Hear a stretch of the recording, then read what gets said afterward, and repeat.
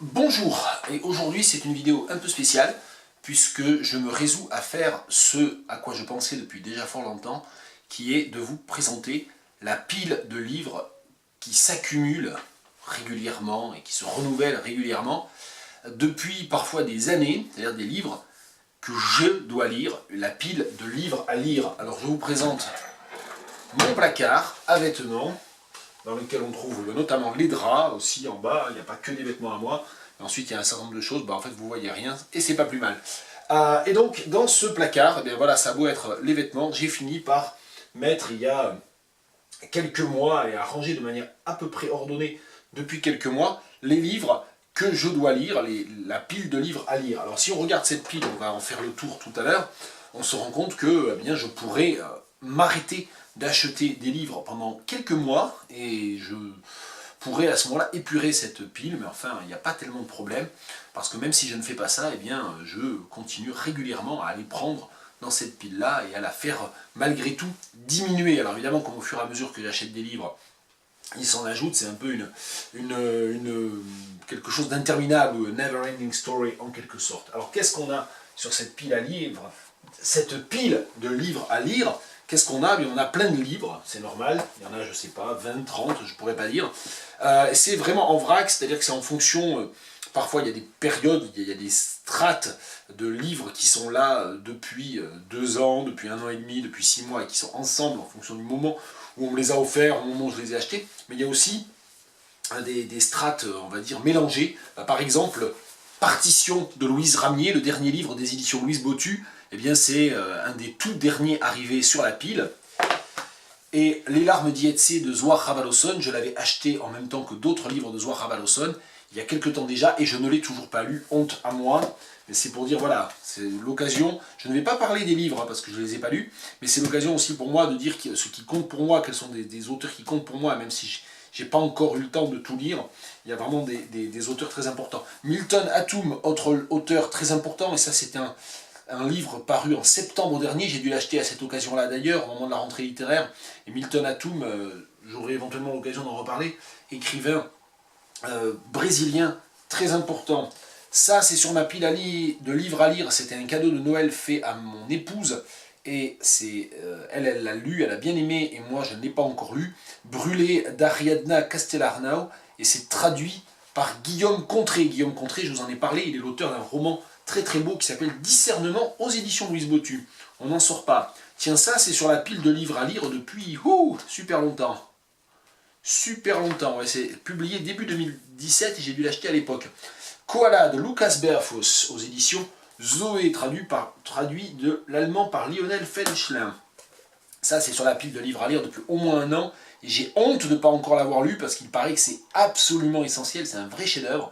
Un texte magnifique sur la guerre de 14, Le Grand Troupeau de Jean Giono. The Zoya Factor de Anuja Chawan, et ça je sais plus pourquoi je l'ai acheté, mais je crois que c'est un peu de la fantasy ou de la SF, je sais pas trop. C'est un livre qui parle aussi de cricket, donc je sais pas, à un moment donné je voulais lire un petit peu plus sur le cricket et j'avais dû acheter ça. Alors maintenant on prend la pile, là c'était des livres qui étaient un peu sur le dessus, on prend la pile telle qu'elle est bien rangée, et pareil, j'énumère, je présente, mais je n'en parle pas. Ilaro Tragoedia de Giorgio Manganelli. Alors Giorgio Manganelli, j'aimerais aimer Giorgio Manganelli, mais souvent je ne comprends pas très bien ses livres. Donc celui-là, on essaiera, je crois même que j'avais essayé de commencer à le lire, et j'avais abandonné. Ensuite, aïe aïe aïe aïe aïe aïe aïe.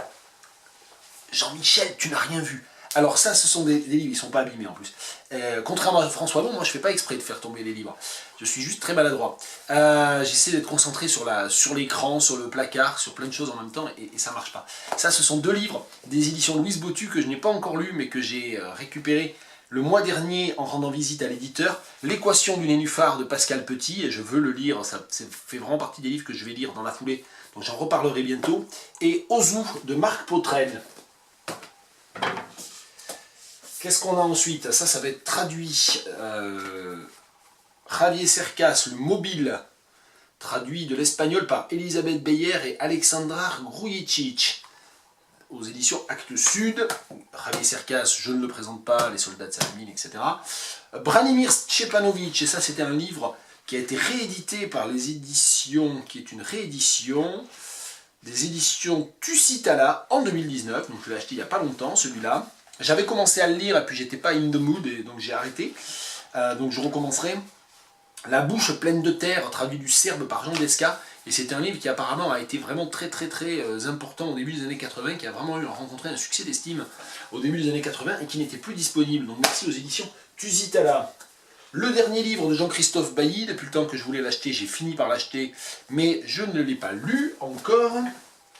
Le dernier Lobo Antunes, jusqu'à ce que les pierres deviennent plus douces que l'eau. Et là, il ne faut pas que je me lance à parler de Lobo Antunes parce qu'on y est encore demain. Mais il faut savoir en tout cas que quand j'aurai fini le projet Pinger, c'est-à-dire dans 2 ou 3 ans, parti comme on est, je caresse le projet de faire pareil avec Lobo Antunes, c'est-à-dire de relire tout Lobo Antunes dans l'ordre chronologique. Mais du coup, en traduction, là, la traduction est de Dominique Nedelec. Voilà, et je ne l'ai pas encore lu. Et d'ailleurs, il y a une page, c'est bizarre ça. Il y avait des pages qui étaient encore accrochées l'une à l'autre. Et voilà, je n'en parle pas plus, mais Lobo Antunes, c'est un écrivain qui compte énormément pour moi. On continue, tiens, avec des... Ça, c'est un livre que j'ai eu en cadeau à Noël et que je n'ai pas encore lu. Seija Stoïka, traduit de l'allemand par Sabine Macher. Nous vivons cachés, récit d'une Romnie à travers le siècle. Alors Seija Stoïka, certains d'entre vous, notamment les Parisiens, les Parisiennes, auront peut-être vu cette très belle expo que moi je n'ai pas vue, mais dont j'ai le catalogue, autour du travail et de l'œuvre de Seija Stoïka. Seija Stoïka, pour la présenter très rapidement, c'est une Rome rescapée des camps de la mort, je ne sais plus, elle était à Auschwitz, je crois, tout simplement, je ne sais plus, est-ce qu'on a ça ici, mince. Sa famille déportée dans plusieurs camps de concentration. Bon, ils ne le disent pas là. Mais j'avais découvert en fait son œuvre poétique il y a 2 ans, j'en avais parlé je crois d'ailleurs dans une de ses vidéos. Seija Stoïka, voix très importante, vraiment, et pas seulement, je veux dire, en tant que témoignage des camps, ou témoignage des camps de concentration et de l'extermination des Roms par les nazis. C'est vraiment une voix poétique importante. Et c'est d'autant plus important d'ailleurs peut-être de parler d'elle aujourd'hui que nous sommes le 27 mars 2019 et que dans l'actualité française il y a cette espèce de scandale absolu. Et le vrai scandale, et surtout qu'on en parle aussi peu, des pogroms, je ne sais pas comment dire, des espèces d'expéditions punitives sur des camps de Roms en Seine-Saint-Denis, suite à des rumeurs complètement absurdes de vol d'enfants. C'est vraiment un élément de l'actualité qui m'a absolument bouleversé, horrifié, et ce qui m'horrifie le plus, c'est qu'on n'en parle pas. Enfin bon, voilà, c'était l'occasion de signaler ça, comme quoi, visiblement, le fait, et on le sait d'ailleurs, hein, les Roms, c'est la communauté pour laquelle on peut s'avérer, se déclarer d'un racisme totalement décomplexé, à savoir que là où il est quand même, heureusement, plus du tout toléré de tenir des propos racistes, en revanche, avec les gitans, on peut y aller tranquillement, ça ne gêne pas grand monde, et c'est évidemment tout à fait scandaleux. Donc les Roms qui sont déjà terriblement racisés en France, marginalisés, exclus, se retrouvent en plus maintenant pris dans des rumeurs qui font qu'ils deviennent des victimes désignées de la vindicte populaire la plus idiote qui soit. Donc c'est vraiment assez ahurissant. Les porteurs d'eau d'Atik Raimi, le dernier livre d'Atik Raimi, et je ne l'ai pas encore lu non plus. Mon épouse l'a lu, mais moi pas encore. Alors qu'est-ce qu'on a ensuite ? Ensuite. Il faut que je fasse attention que ça ne tombe pas. Le poète à New York de Federico Garcia Lorca aux éditions Fata Morgana, ça fait partie des cadeaux de Noël que je n'ai pas encore lus. On est sur la sédimentation cadeau de Noël. Un Dikri pour nos morts de Seuf El Badawi, pas encore lu, acheté au Festival Plume d'Afrique. Le silence des rives de Leila Sebar, également acheté en décembre au Festival Plume d'Afrique, pas encore lu. Entre fous de Jean-Luc Coudray aux éditions de l'Arbre Vengeur, pas encore lu. Le dernier livre de Simon Joannin,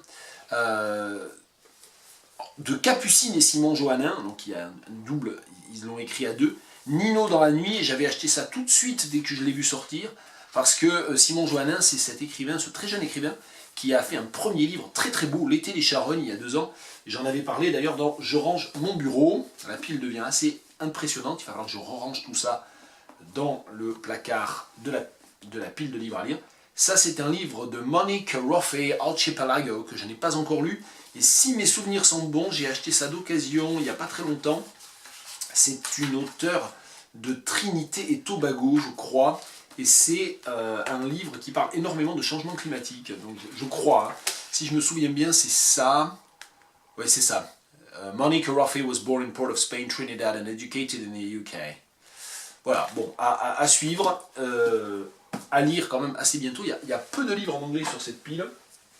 Et d'ailleurs, on y vient. Il y a peu de livres en anglais. Il y a quoi? Il y a La Chambre claire de Roland Barthes, que j'ai lu il y a fort longtemps, mais que je n'avais pas. Eh bien, voilà, on me l'a offert pour Noël. C'était une très bonne idée. Il y a les 2 volumes. Là encore, c'est pareil. Écrivaine qui compte énormément pour moi, Gertrude Stein. Et Gertrude Stein, eh bien, je l'ai beaucoup lu en BU et je n'ai quasiment rien d'elle.